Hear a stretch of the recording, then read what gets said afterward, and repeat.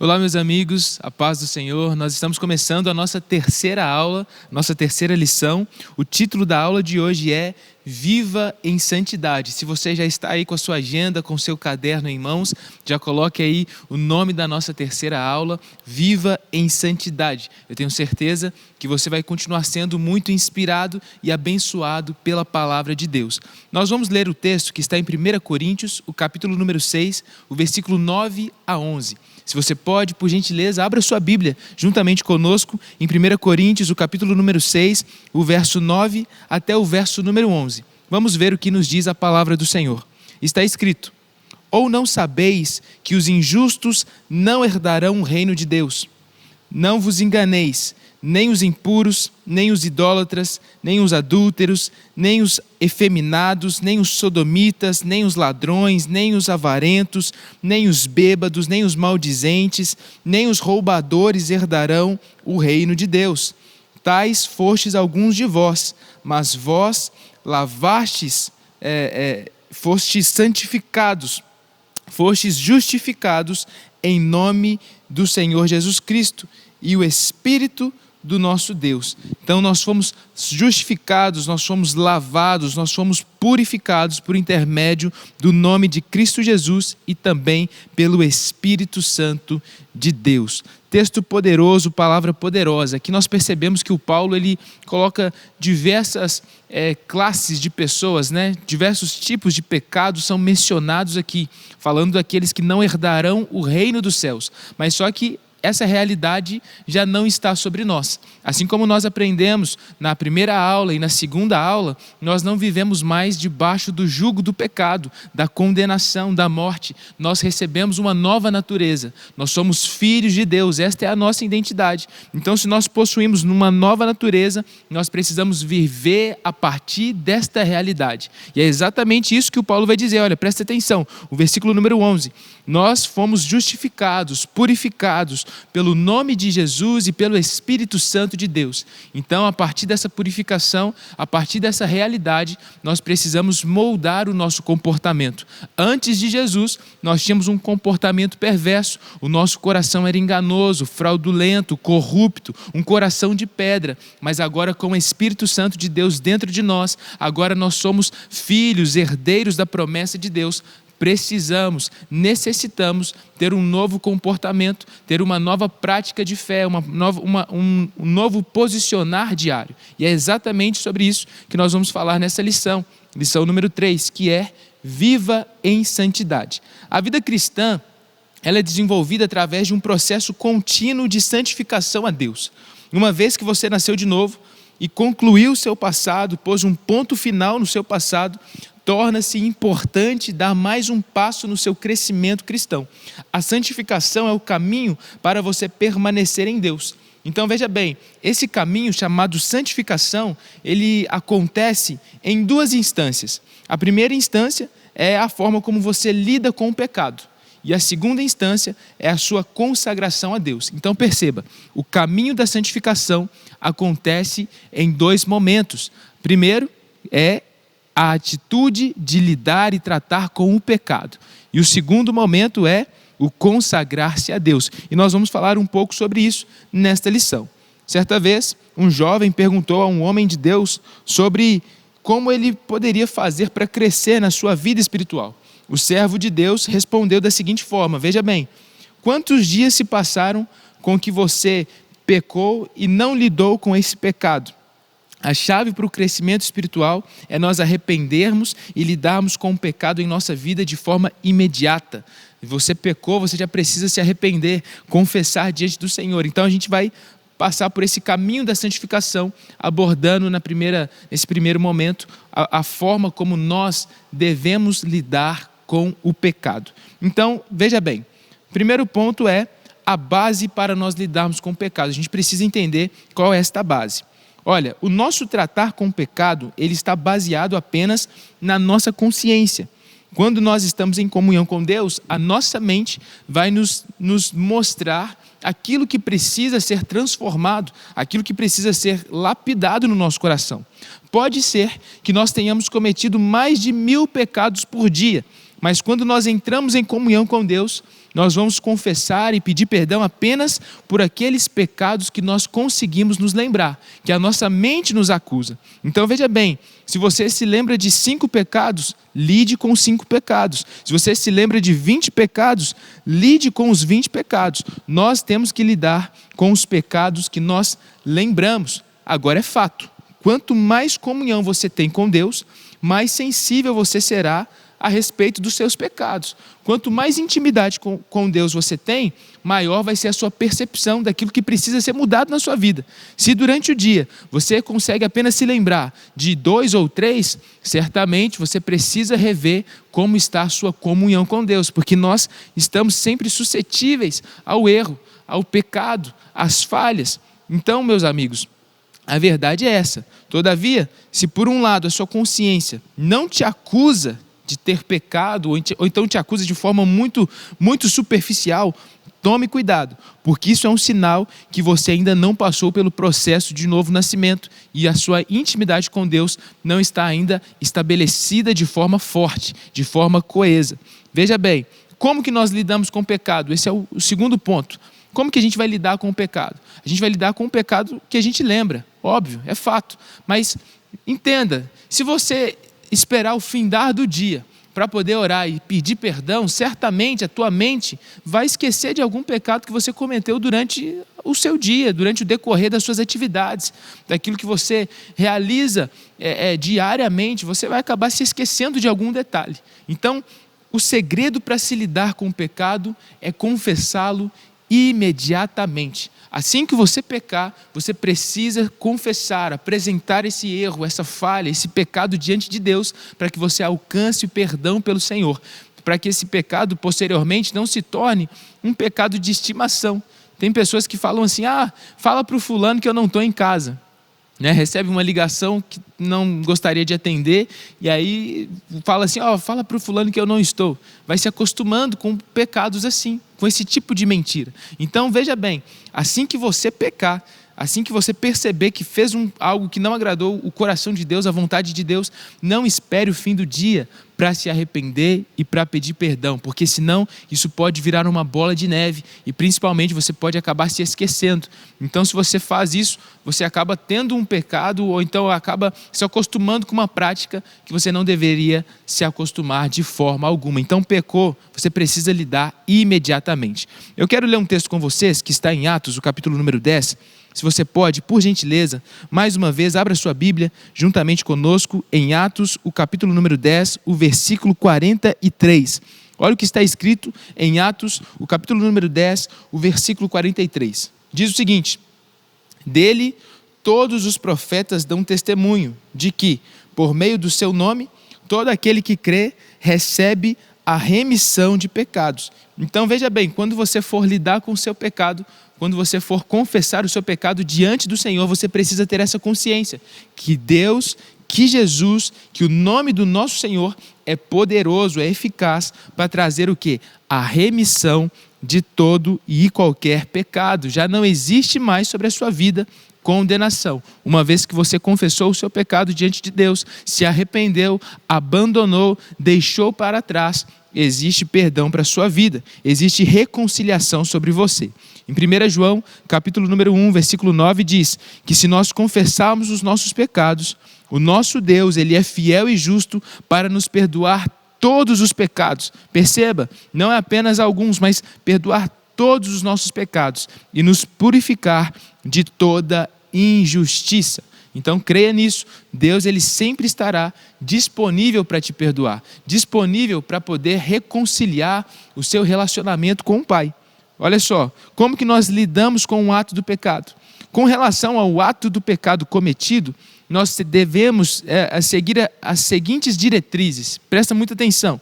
Primeira coisa, quando você lida com o pecado onde você ofendeu alguém, onde você feriu alguém, onde você acabou levantando um falso testemunho, enfim, você envolveu uma outra pessoa naquela situação, você precisa ir até aquele que você ofendeu e deve lidar com essa questão.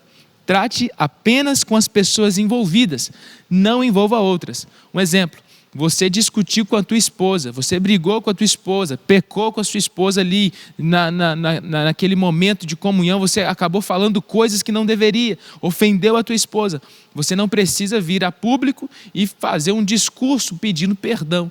Então, se você fez algo no secreto, confesse no secreto. Se você fez algo com uma pessoa, confesse para uma pessoa, peça perdão para uma pessoa. Não precisa colocar isso de forma pública, porque senão você pode acabar gerando uma pedra de tropeço para os outros irmãos, fazendo com que o coração de outras pessoas se fechem, tanto a você, quanto também àquela pessoa que está envolvida naquela história, naquela situação. Então, lidando com o ato do pecado, a primeira coisa, se existem outras pessoas envolvidas, você precisa ir até aquela pessoa que você envolveu nesse ato de pecado e lidar apenas com essa pessoa. Se precisa pedir perdão, peça perdão. Se os dois precisam pedir perdão, que os dois peçam perdão. Mas não envolvam outras pessoas. Façam isso apenas com aqueles que estão, de fato, lidando com esse pecado. Outra coisa que a gente percebe, você deve lidar com o pecado de acordo com a circunstância que pecou. Se foi algo público, você vai tratar de forma pública. Se foi algo particular, você vai tratar de forma particular. Geralmente acontece muito, né? No Natal, tem aquele tio lá inconveniente que acaba falando um monte de besteira, aí ofende o povo e tudo mais, aquela bagunça. Só Jesus.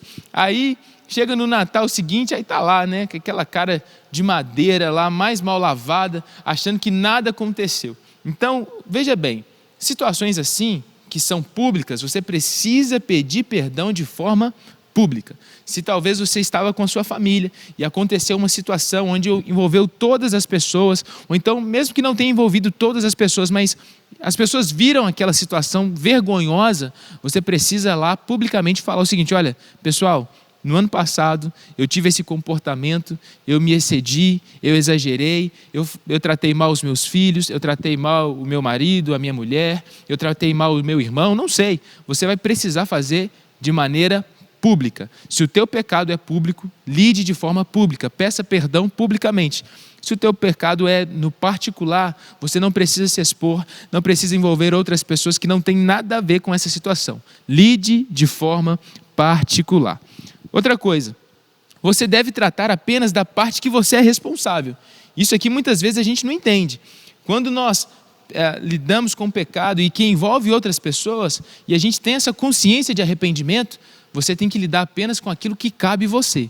Um exemplo, você hoje é uma nova criatura. Nós somos uma nova criatura. Nós temos a mente de Deus, a consciência de Deus. Certamente, aquele amigo que ainda está lá no mundo, que ainda não se converteu, que ainda não aceitou Jesus e não passou pelo mesmo processo que você está passando, não vai entender que ele precisa se arrepender, não vai entender que ele precisa pedir perdão.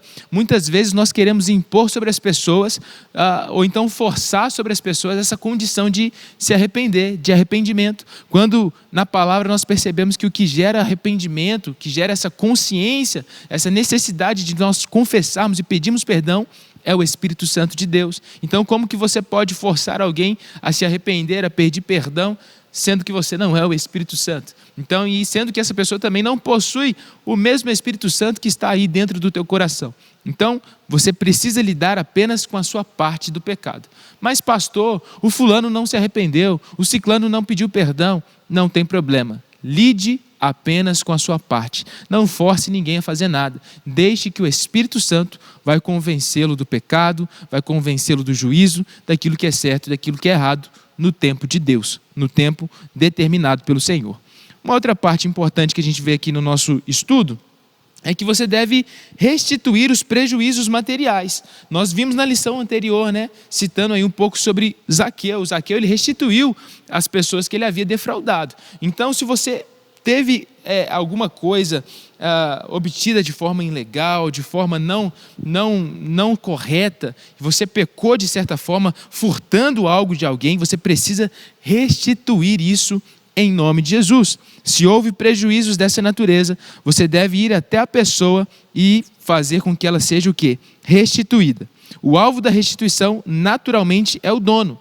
Mas perceba, se o dono já faleceu ou vive num lugar desconhecido, você não tem mais acesso a essa pessoa, você vai restituir a sua dívida para aqueles que estão mais próximos ao dono, aos seus familiares, aos seus parentes. Pastor, eu não tenho acesso a parente de ninguém, não tenho acesso ao familiar de ninguém. Eu peguei uma tapoeira emprestada, nunca mais devolvi, não sei onde que o cara está, não sei o que vai acontecer. Para quem que eu entrego essa tapoé? Aí a palavra de Deus vai dizer o seguinte, lá em Números, o capítulo 5, no versículo 7 a 8, diz que a igreja ela é representante de Deus na terra. Então veja bem, quando você não encontra a pessoa para você poder fazer a restituição, você deve lançar na presença de Deus, deve lançar na igreja. É claro, você não vai precisar trazer a sua tapauera aqui para a igreja, amém? Foi só um exemplo, mas perceba isso, tenha esse entendimento claro, você precisa restituir pessoas. Se for um valor financeiro, você precisa procurar por essas pessoas para que haja essa restituição.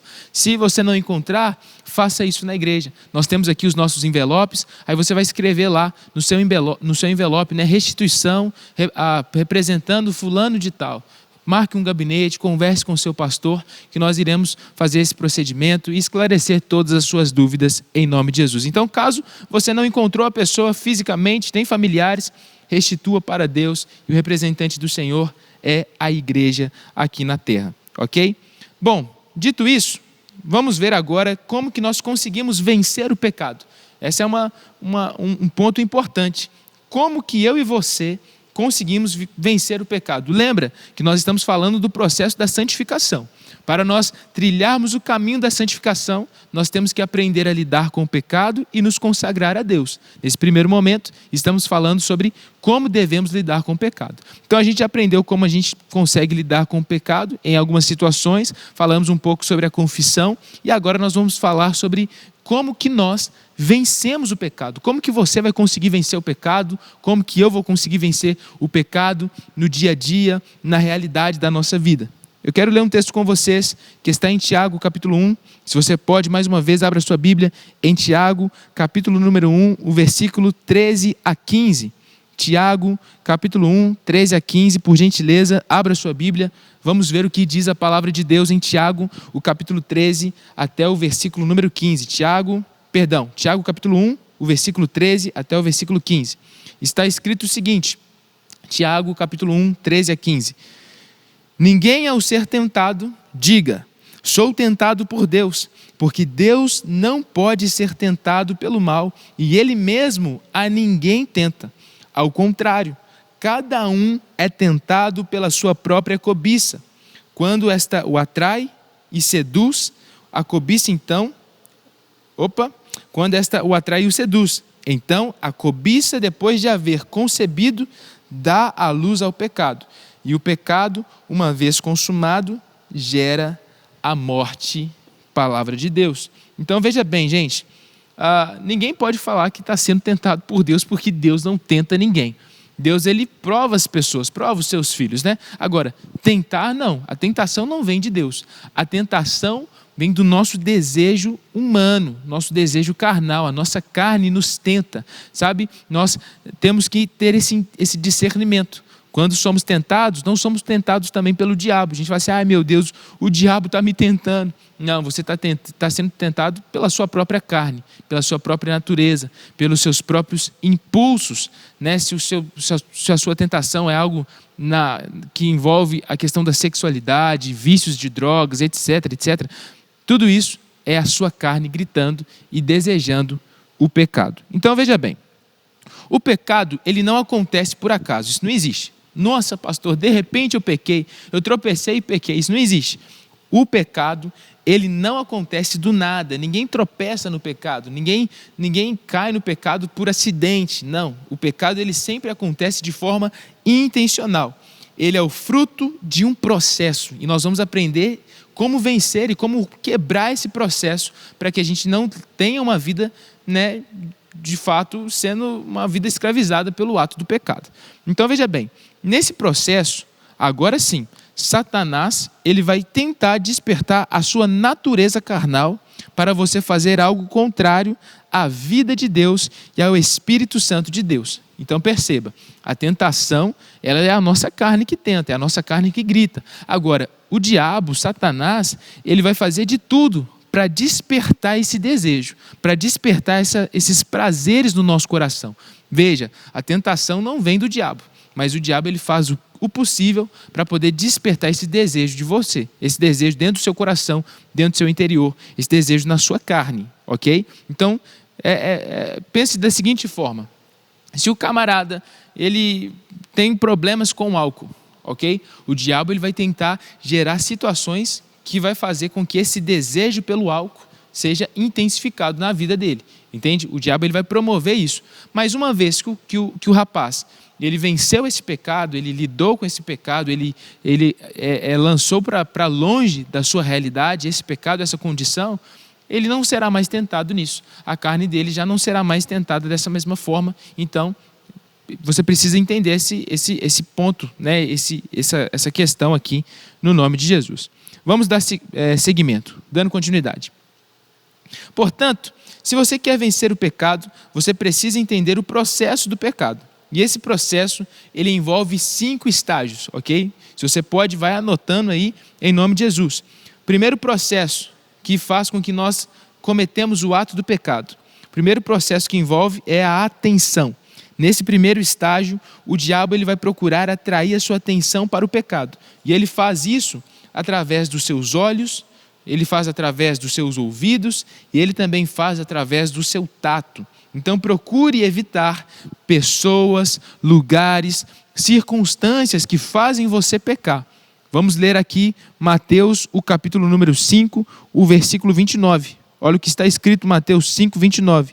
Mateus 5, 29 diz: se o teu olho direito te faz pecar, arranca ele, lança para longe, pois te convém que se perca um dos teus membros e não seja todo o seu corpo lançado no inferno. Olha que palavra poderosa. Então, se o nosso olho, aquilo que nós enxergamos, faz a gente pecar, a gente tem que arrancar ele. Se as nossas mãos fazem a gente pecar, nós devemos arrancá-las. Se os nossos ouvidos fazem a gente pecar, nós devemos arrancá-los. É claro, né? Ninguém vai cortar a mão e nem arrancar os olhos. Misericórdia, não é isso. Mas você tem que entender que na luta contra o pecado, você precisa ser extremamente radical. Você precisa ser radical. Se você tem problemas com jogos de azar e você vai pagar a conta numa loteria, aí você está ficando doido, você tem que evitar esses ambientes. Se o seu problema é jogo de azar, não vai pagar a conta na loteria, vai no banco, paga a sua conta no banco. Se o teu problema é o álcool, não vai tomar um café da tarde no bar, vai tomar o café numa padaria. Entende? Você precisa evitar ambientes, evitar lugares. É igual a questão da música secular. Nós falamos isso na aula passada, não é verdade? Músicas lascivas. Então entenda, meus amigos, aquilo que você escuta, aquilo que você ouve, vai influenciar significativamente no seu comportamento. Então, se você sabe que se você escutar uma música, vai despertar um certo desejo no seu coração, no seu corpo, evite escutá-la, abandone isso, arranque isso dos seus ouvidos no nome santo de Jesus. Seja radical. Se os teus ouvidos te fazem pecar, pare de ouvir certas coisas. Se os lugares que você frequenta fazem você pecar, mude os seus lugares, mude a sua rota, sabe? Se os teus olhos te fazem pecar, mude aquilo que você está enxergando. Seja radical. Quando nós falamos do pecado, nós precisamos ser radicais. Certa vez lá em São Paulo, um adolescente, ele virou para mim e falou assim: pastor, eu estou tendo muito problema com pornografia. E aí eu falei para ele: olha, cara, você tem que ser radical quando você lidar com essa situação. E aí o que ele fez? Ele falou assim: pastor, não, então peraí. Então toma aqui o meu telefone. Eu fiquei com o telefone do menino um semestre inteiro. A mãe do menino falou assim, que tadinho, o menino arrancava o modem durante a noite para poder dormir e escondia o modem, porque realmente ele estava envolvido naquele pecado, ele estava submerso naquela condição, mas ele foi radical, ele confessou o pecado, mas ele também teve um comportamento radical a respeito daquilo. Você precisa ter esse comportamento, ser radical quando se trata do pecado. Um outro testemunho: eu tinha um discipulador que chamava Fernando, é um senhor de idade, e ele falava que antes dele converter, ele era um advogado. Todas as vezes que ele tinha vontade de beber, essa vontade vinha associada à música. Então ele passava o dia todo no escritório, colocava um jazz para poder escutar, e na hora que ele colocava o jazz, era natural ele pegar um copo de uísque e encher a cara, e beber mesmo. Então ele aceitou Jesus, se converteu, mas aí ele parou de beber. Mas quando ele colocava aquela música, por mais que fosse apenas um instrumental, já despertava o desejo do pecado. O que ele fez? Se livrou daquilo, nunca mais escutou, porque nós precisamos ser radicais. Então, a primeira coisa que faz nós cairmos no pecado, que o diabo vai tentar usar, é a nossa atenção. A segunda coisa é o nosso instinto. Veja bem, o instinto são tendências naturais, inatas de Deus na nossa criação, na nossa formação. Todo mundo tem os seus instintos. Então a gente precisa aprender a lidar com esses instintos. Nós já nascemos com os nossos instintos, esses impulsos. E esses impulsos, eles não é pecado, entende? Mas se você despertar esse instinto de uma forma errada, se você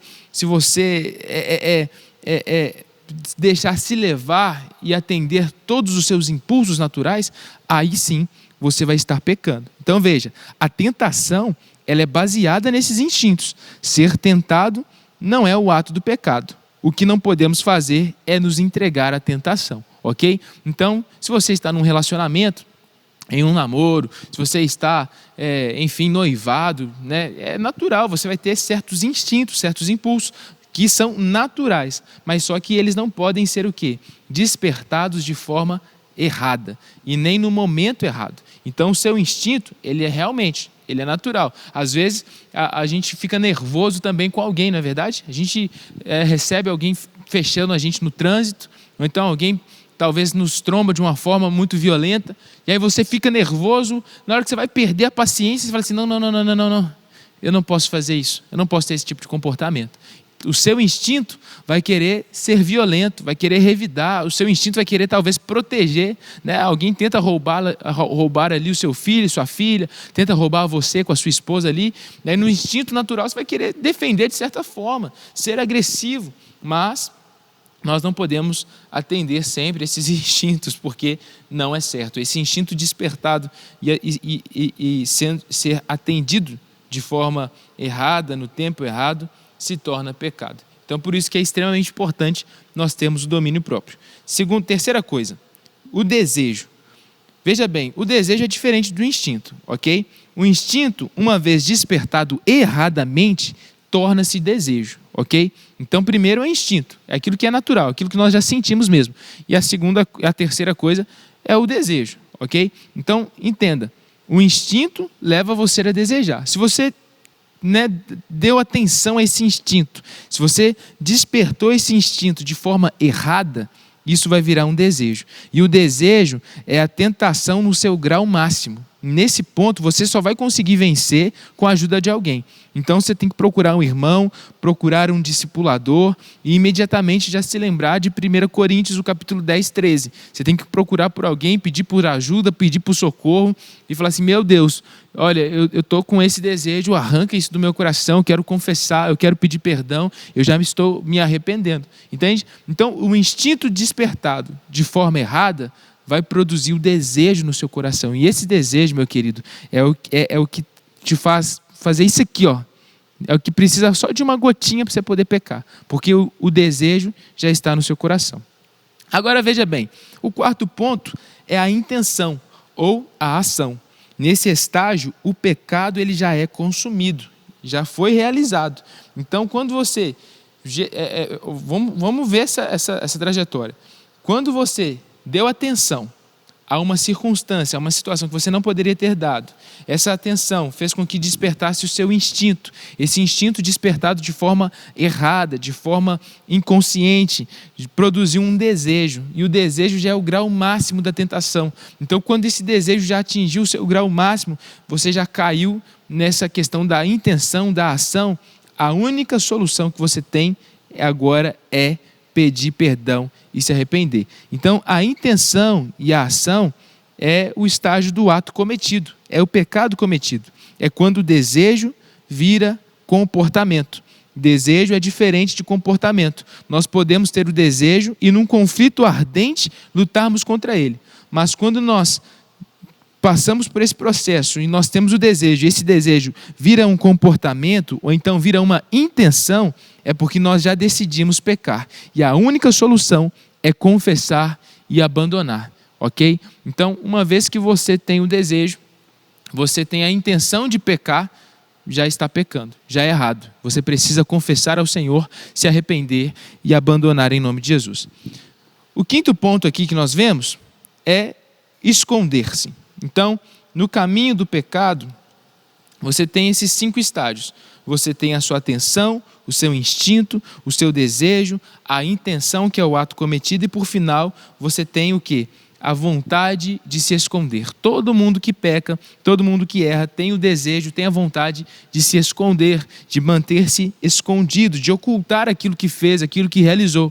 Foi isso que aconteceu com Adão. Se você se lembra muito bem, Adão, assim que ele peca, juntamente com Eva, o primeiro comportamento, a primeira atitude deles foram se esconder de Deus, foram se afastar da presença de Deus. E muitas vezes isso acontece conosco. Às vezes a gente passa por um tempo de dificuldade, a gente peca, a gente cai em certas áreas e o nosso comportamento é se afastar, é sentar no último banco da igreja e falar assim: nossa, nós somos extremamente indignos, não tem como, meu Deus, o Senhor nunca vai me perdoar. Mas entenda, Deus ele te perdoa. Deus ele sempre está disponível para poder atender o seu chamado, o seu pedido de socorro, te fazer mais forte, te fazer melhor, para que você não caia novamente nos mesmos erros. Então, em nome de Jesus, não faça isso, não se esconda. Não fica sentado no último banco, não fica se afastando das pessoas. Isso é o diabo que vai tentar colocar na tua cabeça que você não é digno, que você não merece, que você não pode levantar a mão.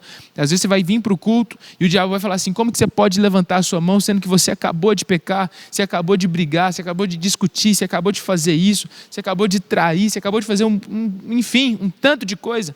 E aí você tem que falar o seguinte: olha, realmente eu passei por isso tudo, mas eu decido não me esconder, mas expor a minha falha, o meu erro, o meu pecado diante de Deus, porque eu sei que Ele é capaz de me purificar de toda iniquidade e de todo pecado. Uma vez que você aprendeu a tratar com o pecado, vem uma das lições mais importantes da vida cristã, que é a consagração. Então nós já aprendemos como que nós lidamos com o pecado, ok? A gente já aprendeu até aqui nesse vídeo como que nós lidamos. Agora a gente vai falar um pouco sobre a consagração. Então a primeira coisa que você precisa entender é que a base da consagração é a compra. Em 1 Coríntios, o capítulo 6, o versículo 20 vai dizer exatamente isso. Então, para você ter a base ali, para você começar a se consagrar a Deus, é você ter o entendimento que você foi comprado pelo Senhor. Então, 1 Coríntios, o capítulo número 6, o versículo número 20, vai dizer o seguinte: 1 Coríntios, capítulo 6, o verso 20, está escrito: porque fostes comprado por um preço, e agora, pois, glorificai a Deus no vosso corpo. Então, nós precisamos glorificar a Deus através do nosso corpo, através das nossas ações, dos nossos comportamentos, porque o nosso corpo já não pertence mais a nós. Nós fomos comprados pelo sangue de Jesus. O sangue de Jesus nos tirou do império das trevas, nos resgatou da promiscuidade, da perversidade, nos transformou, fez com que o nosso coração de pedra se tornasse um coração de carne, nos fez sensíveis à sua voz e ao agir do seu Espírito. Então, uma vez que você tem o entendimento que você foi comprado pelo sangue de Jesus, isso se torna a base da sua consagração. Se Jesus me comprou, se Jesus me salvou, me redimiu, perdoou os meus pecados, não existe nada que eu possa fazer para poder, não existe nada que eu possa fazer a não ser me consagrar diante do Senhor, a não ser ter uma vida de consagração, sabe? Esse é o caminho da santificação, você saber lidar com o pecado e você construir essa vida de consagração. E a base para isso é entender que você foi comprado pelo sangue de Jesus. Jesus morreu na cruz, pagou um preço pelo seu pecado, Ele comprou a sua vida, Ele te resgatou do império das trevas e te fez ter acesso ao reino maravilhoso do Filho de Deus, que é o reino de Cristo Jesus. Então veja bem, a Bíblia diz em 1 Coríntios, o capítulo 6, 20, que nós fomos comprados por um preço, que é o preço de sangue, e agora nós devemos glorificar a Deus com o nosso corpo. Então, entenda, a base da consagração é sabermos que fomos comprados por Jesus. Agora, qual é o motivo da consagração? O motivo da consagração é o amor a Deus. E isso está lá em 2 Coríntios, o capítulo 5, o versículo 14. É só a gente voltar aqui, né? Um capítulo, vamos voltar aqui, ó, 2 Coríntios, o capítulo número 5, o verso de número 2 Coríntios. Não, a gente estava em 1 Coríntios, né? Então vamos avançar. 2 Coríntios, o capítulo número 5, o versículo 14. 2 Coríntios 5,14 diz: pois o amor de Cristo nos constrange, julgando nós isto: um morreu por todos, logo todos morreram. E ele morreu por todos, para que todos vivam, e não vivam mais para si, mas para aquele que por eles morreu e ressuscitou. Então aqui o Paulo está dizendo o seguinte, que nós não vivemos mais para nós mesmos, nós vivemos para Cristo. E nós fazemos essa consagração, nós temos essa vida de entrega ao Senhor, não por uma obrigação, mas porque nós o amamos. Então veja bem, você faz o que você faz, não porque alguém está te obrigando, não porque o pastor está te obrigando, não porque o seu líder está te obrigando. Você faz porque você entende que foi comprado pelo sangue de Jesus, porque você entende que você é alvo do amor de Deus. E não existe nada mais que você consiga fazer a não ser retribuir esse amor, amar o Senhor de volta. Nós só amamos a Deus porque Ele nos amou primeiro. Então veja bem, o motivo da consagração é o amor que nós sentimos por Deus e o amor de Deus por nós. É isso que vai fazer com que nós leiamos mais a palavra de Deus, que nós venhamos a jejuar, a orar com mais intensidade. Então todas as suas práticas de fé, as suas práticas espirituais, elas acontecem não por obrigação, mas acontecem por amor. Você vem à igreja porque você ama, você ora porque você ama, você lê a Bíblia porque você ama, porque você se lembra do sacrifício de Jesus, você entende o amor dele pela sua vida e automaticamente você retribui com o seu amor também. Então isso é o motivo da sua consagração. Bom, vamos continuar falando a respeito da consagração. O significado da consagração. Qual que é o significado? Então a gente já entendeu sobre o motivo da consagração, a gente já entendeu a base da consagração e agora nós vamos entender o significado da consagração. Qual que é o significado? O significado da consagração é ser um sacrifício. Em Romanos, capítulo 12, o versículo número 1 vai estar escrito o seguinte, veja bem, Romanos 12, 1 diz o seguinte: rogo-vos, pois, irmãos, pelas misericórdias de Deus, que apresenteis o vosso corpo por sacrifício vivo, santo, agradável a Deus, que é o vosso culto racional. Então, veja bem, nós nos consagramos porque nós temos essa intenção, esse desejo de sermos o quê? Sacrifício diante do Senhor. Então, para você entender o que significa apresentar o seu corpo como sacrifício a Deus, você precisa entender o que significa um sacrifício na Bíblia. E o que significa o sacrifício na Bíblia? Primeiro ponto, sacrifício é tudo aquilo que é colocado num altar para o uso exclusivo de Deus. Então, uma vez que algo era colocado no altar, ninguém poderia tomar de volta, ninguém poderia tocar. Agora pertence ao uso exclusivo de Deus. A sua vida precisa ser um sacrifício ao Senhor, ou seja, ela tem que estar disponível exclusivamente para atender à vontade do Pai. O sacrifício também é um presente trazido a Deus. No Antigo Testamento, sacrifícios eram ofertados, eram trazidos ali, as suas ofertas, os seus presentes, diante da presença do Senhor. Então você precisa entender que nós temos que fazer com que a nossa vida se torne esse presente para Deus. Nós temos que entender triplamente que nós pertencemos ao Senhor, porque Ele nos criou, Ele nos comprou, Ele nos deu o seu fôlego de vida e agora nós retribuímos tendo um comportamento semelhante ao dele, nos entregando de forma plena como um presente apresentado no altar do Senhor. O sacrifício também fala a respeito de entrega. Deus nunca toma algo à força, ok? Então veja, ninguém dá um presente forçado. Às vezes sim, né? Em amigo oculto você tem que ser forçado a dar um presente ali.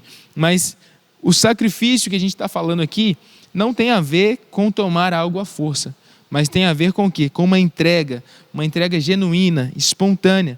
Deus ele só aceita algo que lhe é oferecido voluntariamente. O pastor não pode te forçar a fazer isso, o seu líder não pode te forçar a fazer isso, ninguém pode te forçar a fazer isso. Você entrega a sua vida de forma voluntária e espontânea. Deus aceita quando você é tocado no seu coração e corresponde ao seu amor de forma espontânea, de forma voluntária. Então nós nos tornamos assim, prisioneiros do amor de Deus. Por livre e por espontânea vontade. Então isso tem a ver com o sacrifício, né? A entrega, ser um presente e também ser tudo aquilo que é colocado no altar do Senhor para uso exclusivo do Pai. Então, nós entendemos aqui o significado de sermos um sacrifício. Agora nós vamos falar sobre o alvo da consagração, que é servir a Deus. Por que nós nos consagramos?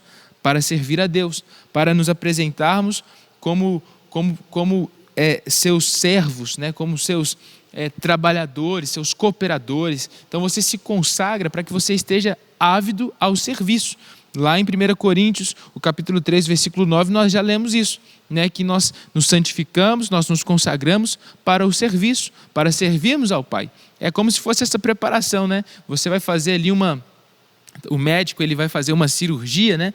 Ele prepara o ambiente, ele prepara ali as suas mãos, ele limpa as suas mãos para o trabalho, para o serviço, para se doar, né? Então, esse mesmo procedimento acontece conosco através da consagração. Quando nós nos consagramos, nós estamos ali purificando a nossa vida. Nós já lidamos com o pecado, já aprendemos como lidarmos com ele, e agora nós estamos o quê? Nos purificando, nos consagrando e dizendo o seguinte: Senhor, nós estamos disponíveis para servi-lo com totalidade. Finalizando, eu tenho aqui alguns desafios que você precisa fazer.